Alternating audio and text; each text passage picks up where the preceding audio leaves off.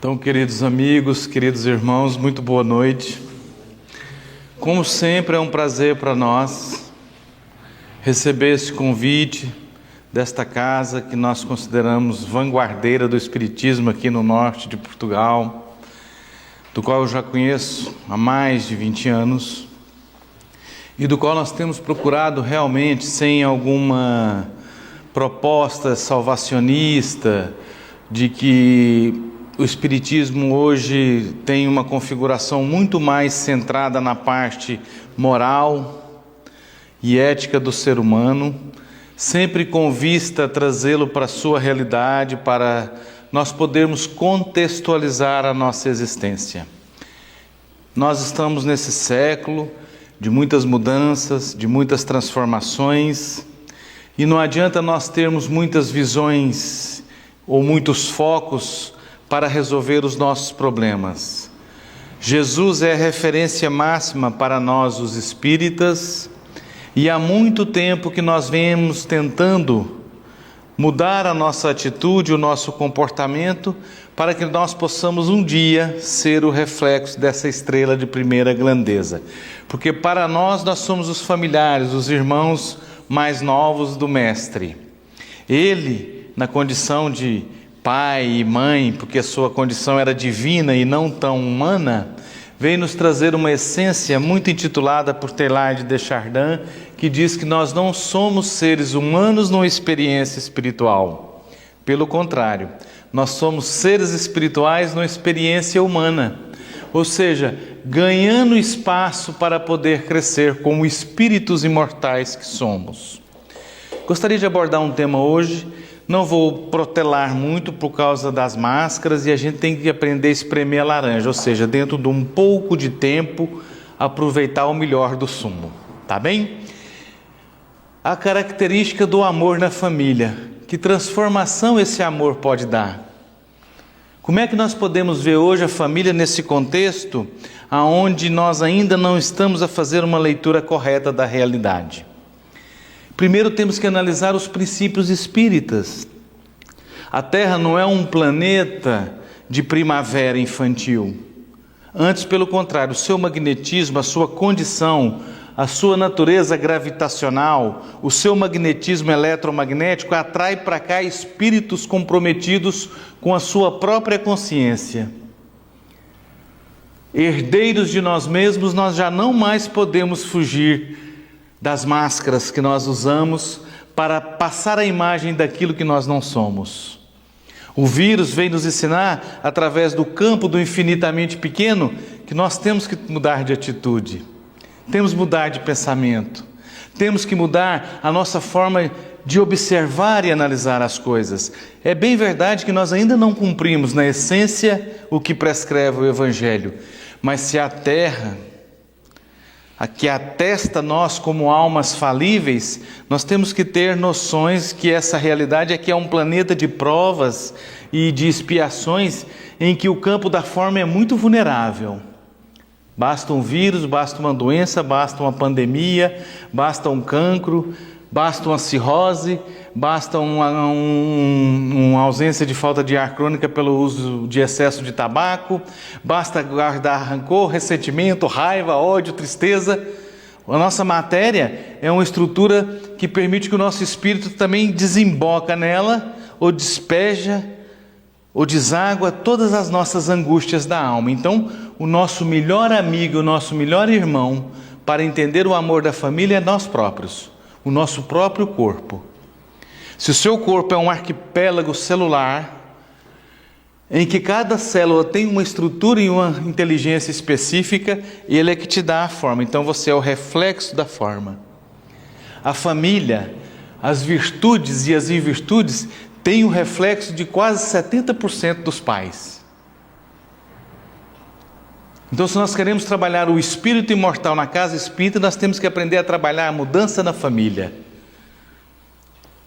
Nos cônjuges, que são o altar da estrutura do lar, precisa muito da orientação, precisa muito do diálogo, da boa comunicação, das relações de dois seres preparados para receber espíritos igual nós.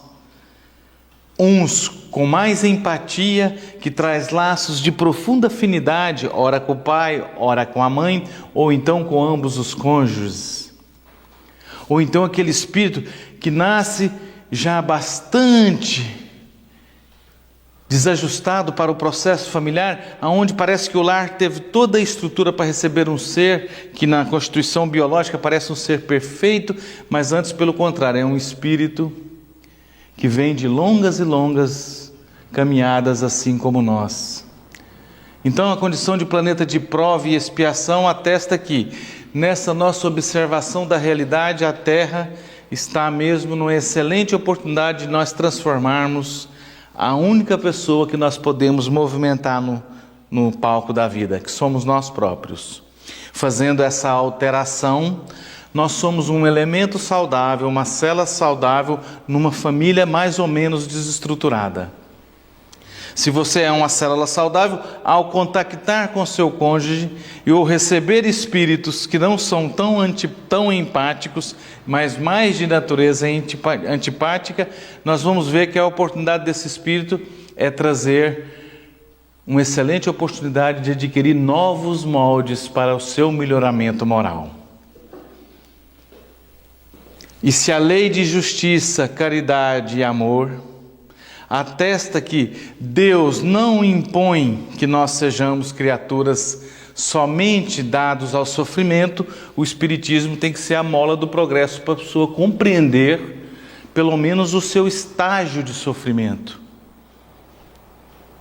Para que a pessoa possa perceber que se nós não temos um laço só biológico com aquele espírito que entra na nossa família, podemos ter também laços espirituais que se tornam mais profundos. Daí, na natureza dos filhos, nós ter mais empatia por uns e mais antipatia por outros. Daí o Espiritismo também explicar pelas justiças das reencarnações que nós temos no nosso lar também espíritos antipáticos. Ou seja, aqueles com os quais nós fomos antagônicos no passado e agora unidos pelos laços de sangue, vamos reajustar as diferenças que a própria lei da reencarnação propicia, não é? Aí nós vamos obedecer aqui duas leis.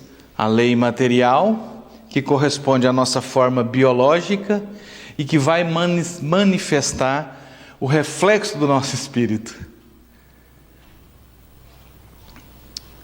E essa estrutura material também vai receber, através do nosso modelo organizador biológico, que é o nosso perispírito, tudo aquilo que nós precisamos passar nessa existência. E ao aglutinar célula a célula, nós vamos tomar a estrutura fisiológica necessária para o nosso campo provacional. Feliz daquele que nasce perfeito, fisiologicamente falando, que pode caminhar, ir e vir, porque nenhum de vocês que estão aqui veio por obrigação, veio pela livre e espontânea vontade.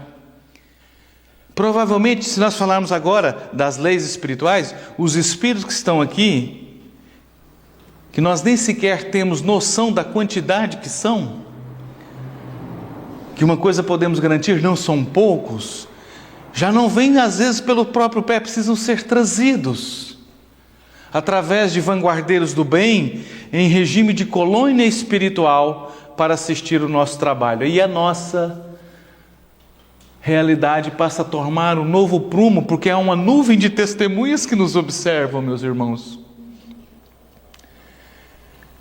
E hoje estabelecer a relação do mundo físico com o mundo espiritual, não temos outra forma do que senão caminhar para a transparência. Mesmo usando a máscara, né? Que a gente usa de tempos a tempos para poder comunicar e poder hoje obedecer a esta questão da limitação da pandemia. Então essa relação com o mundo corporal e o mundo espiritual também vai trazer à nossa volta espíritos com o qual nutrimos empatia que já partiram, familiares, pais, avós, irmãos, filhos que precederam na frente dos pais, porque o Evangelho não ia brincar em serviço, o nosso querido Allan Kardec não ia deixar de tratar desse tema. Como é que é possível um jovem tão tenra idade ser ceifado da vida enquanto existem velhos ou pessoas com muita idade que poderiam ir?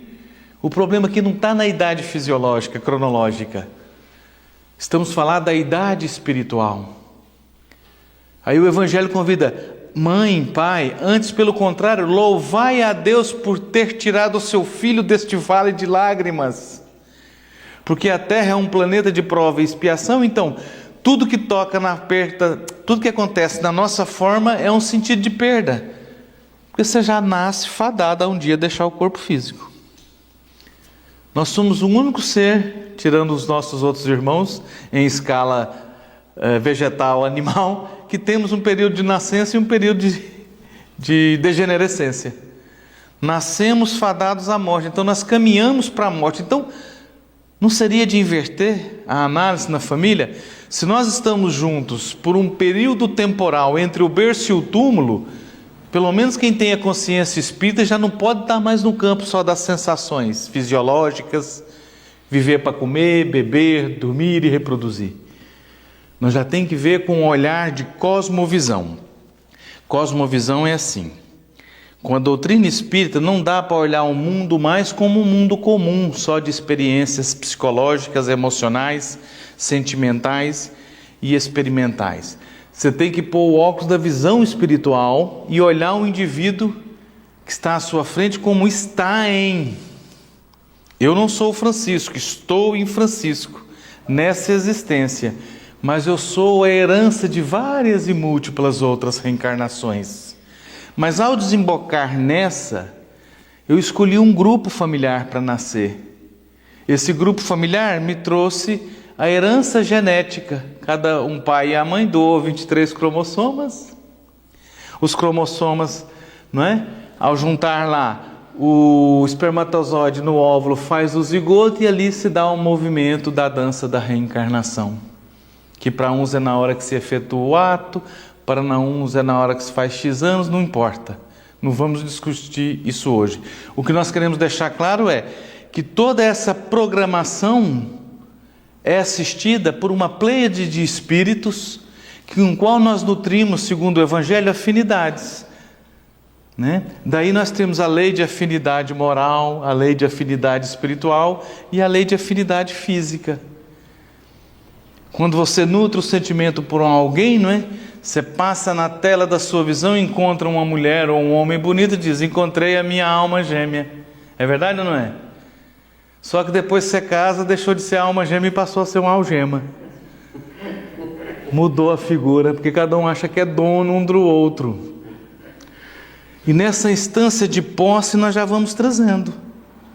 Então o trabalho de transformação na família começa a nós percebermos, quando é possível, e para quem está no conhecimento espírita, que nós temos um trabalho de olhar para a realidade do contexto atual e perceber a realidade do contexto espiritual que está por trás e que leva essa família a ter dissabores, tristezas, imensas dificuldades, ou que levam essas famílias a ter dificuldades, tristezas, lutas, mas que são unidas pelos laços consanguíneos e espirituais. A ingratidão dos filhos muitas vezes é o revés do oposto daquilo que nós fizemos a esses espíritos, mas agora revestido no novo corpo, eles vêm muito tenrinhos para a gente dar a fórmula da paciência, do diálogo, do afeto, do sim, sim, do não, não, e não passar para eles aquilo que são as nossas angústias. Ah, Francisco, mas para isso ainda falta muito para a Terra melhorar. Pois falta, nós já vamos há milênios reincidindo no erro, mas quando é que vai melhorar? Qual é a proposta de mudança que você ou vocês, enquanto indivíduos, têm para a vossa família?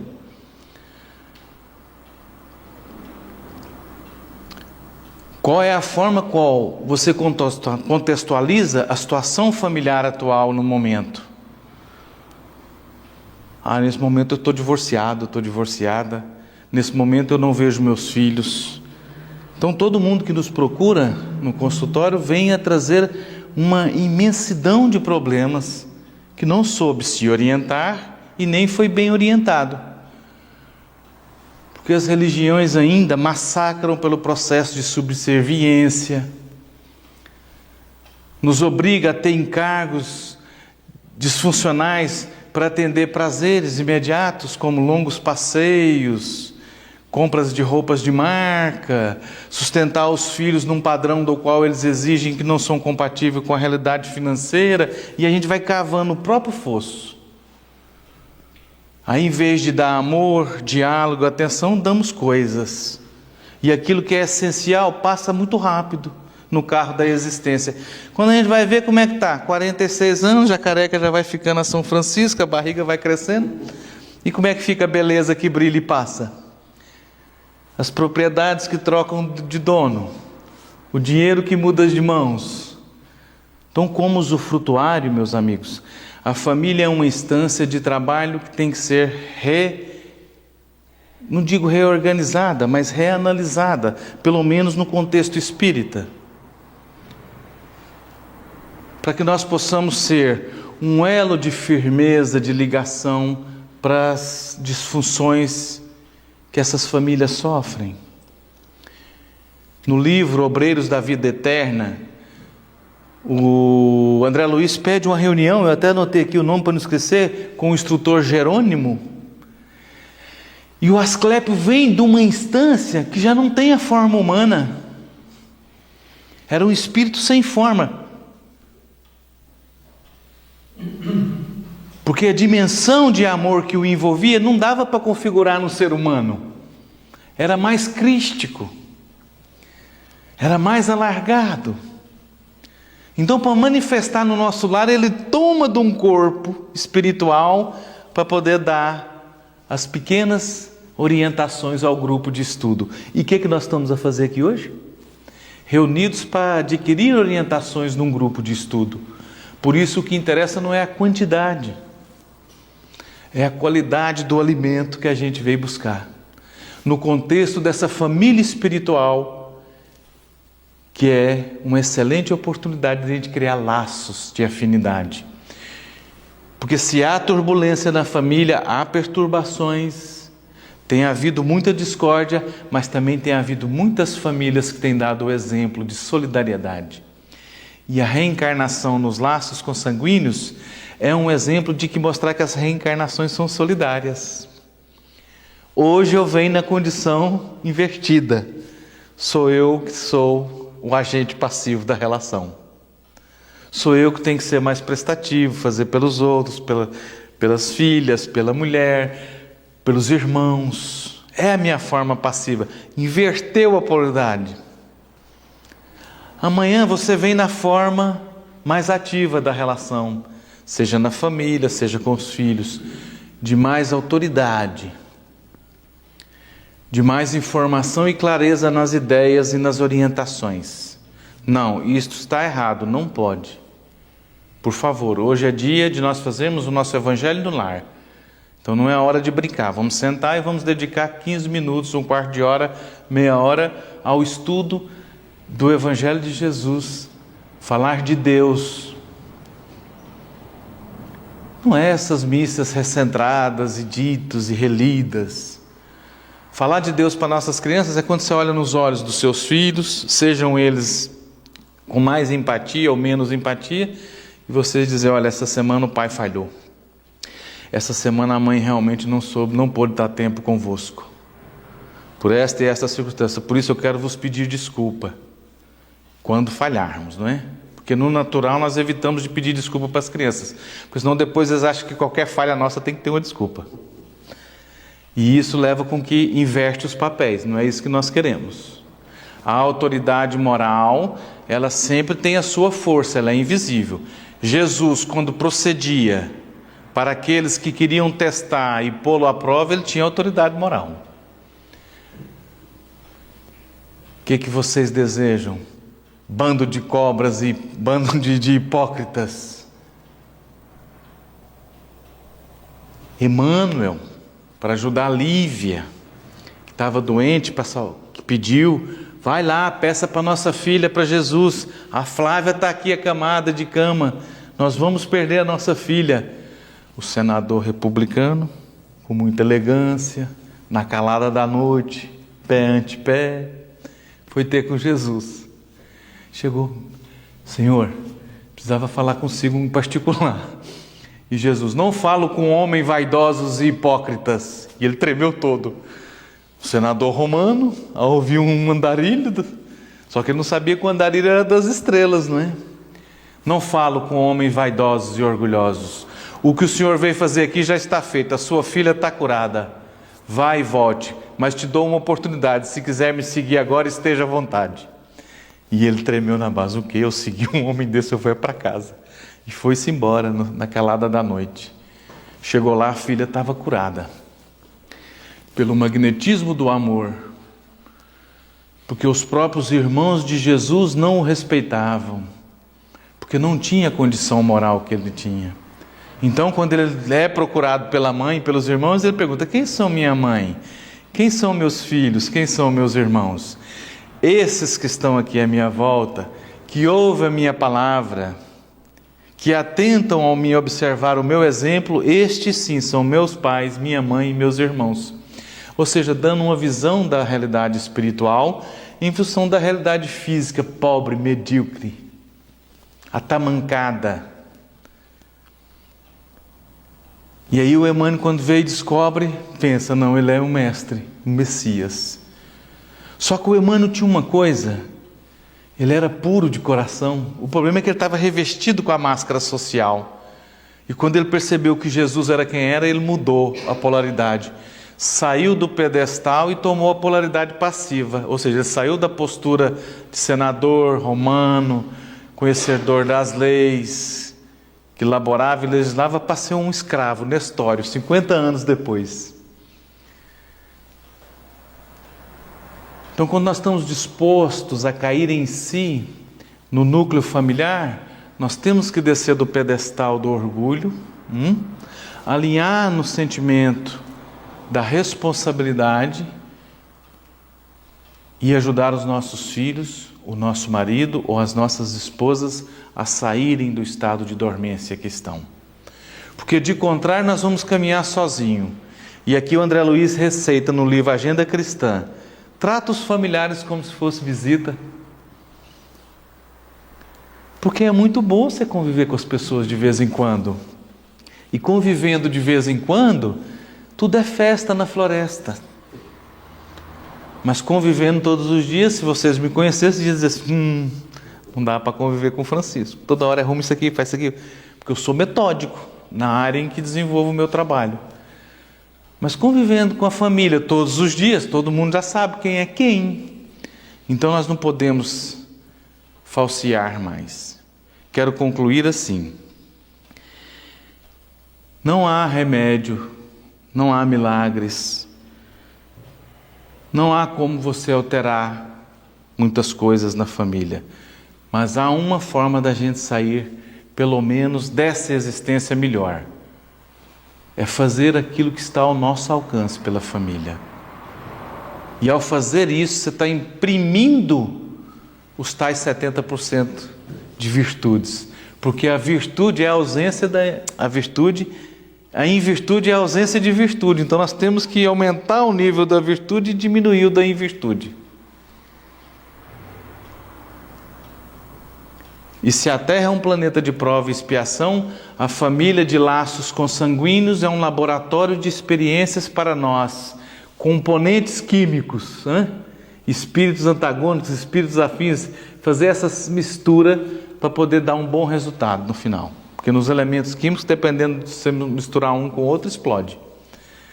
Então, a família é um laboratório de experiências que a gente tem para trabalhar as relações espirituais, segundo a Joana de Ângeles. Então ela não enganou, porque ela tinha família. O marido dela era consorte do irmão de Herodes. Mas ela, tocada pelo mestre naquele tempo, foi atrás de Jesus, para a gente finalizar com história verídica. E chegou, mestre, eu sei quem o Senhor é. Posso te seguir, Senhor? E Jesus contemplou aquela jovem com um filho que vivia na nata da sociedade naquela altura, não lhe faltava nada, e ele disse: ainda não é o momento, Joana. Ainda não é o momento. Chamava Joana de Cusa. E ela: não, mestre, mas por que eu preciso tanto lhe seguir? Eu sei quem o Senhor é, eu não tenho dúvidas. Ainda não é o momento. Vá para a tua casa e ajuda a tua família. Em momento oportuno você vai me seguir, filha. E ela saiu um pouco triste com Jesus, disse: poxa, Jesus é machista, só convidou os discípulos, eu me candidatei ao apostolado. E ela foi um pouco triste. O marido, dado as infidelidades ao campo das sensações venais da vida, no instantinho esvaiu-se e morreu. E ela ficou com o filho, numa idade já da adolescência, e diz: agora eu tenho a minha carta de alforria, porque nada nessa terra me prende, eu vou seguir Jesus. E o filho foi atrás. No momento da abjuração, ela não disse que conhecia o mestre: eu conheço e sou cristã. Então a senhora vai ser posta na fogueira agora. E o filho junto. E o filho: mãe, renega Jesus, que a senhora está maluca, nós vamos morrer queimado. Cala, tu não sabe o que diz. E morreu. Será que ela cometeu um desaire? Por amor à família, ao filho, ela ir à fogueira? Lei das justiças da reencarnação, pluralidade dos mundos habitados. Espíritos dessa estirpe veio para dar o exemplo e o testemunho que o amor de Jesus não é um amor qualquer. O amor de Jesus revela a escala universal da consciência crística do nosso amor por Deus, nosso Pai, o Criador incriado. Depois ela reencarna como Juana Inês de la Cruz no México. Torna-se a monja da biblioteca. Sabia tudo de filosofia, tudo de biologia, tudo das ciências da época. Traduzia do grego, do hebraico, do aramaico. Era a monja da biblioteca. Desencarna no século XVIII, na libertação dos escravos, reencarna no Brasil, no estado da Bahia. E vai chamar Joana de Angélica. Na libertação dos escravos, ela no mosteiro alberga os negros. Os nossos irmãos portugueses entram por terra dentro e descobrem que ela estava guardando e trespassa a espada no peito. E ela morre ali na porta do convento, onde ela zelava por os mais desfavorecidos. Nunca mais ela deixou de seguir Jesus.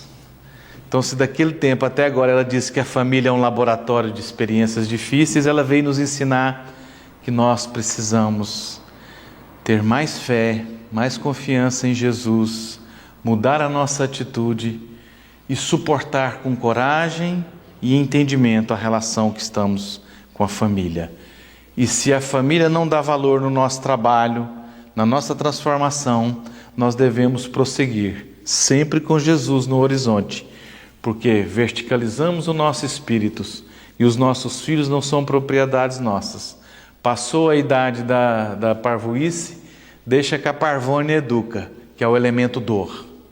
E nós vamos trabalhar nas linhas do amor e confiar que a vulnerabilidade e a dor ainda é um instrumento de educação para o amor. Por isso que a família ainda é vulnerável. Mas quando nós tivermos consciência do amor de Jesus, nós vamos ultrapassar essas vicissitudes e essas problemáticas que as famílias têm tido.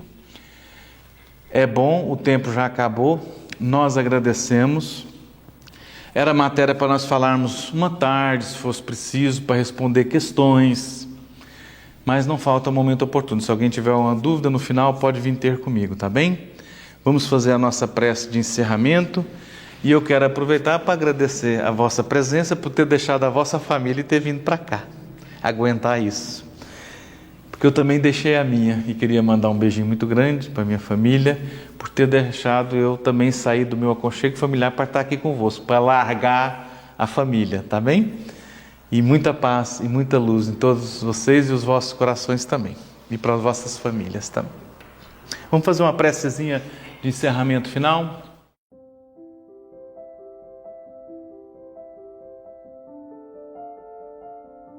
Ouço harmonias distantes a falar teu nome.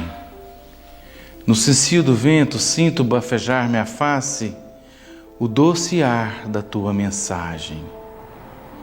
Ah, amado Senhor, perdoa-me, move-me a agonia da tua ausência e todavia intentarei alcançar-te e ao fazê-lo despojar-me-ei dos meus haveres e entregarei a barca dourada das ilusões.